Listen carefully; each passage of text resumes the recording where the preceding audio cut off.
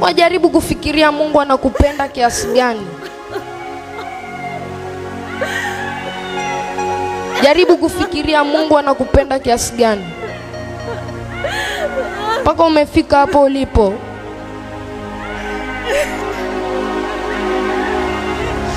Maadui wamekupangia mambo mengi sana,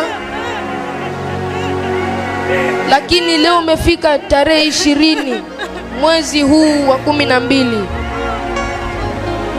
Bado siku chache tu umalize mwaka. Mungu amekukumbuka.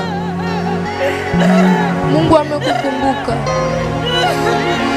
Mungu amekukumbuka.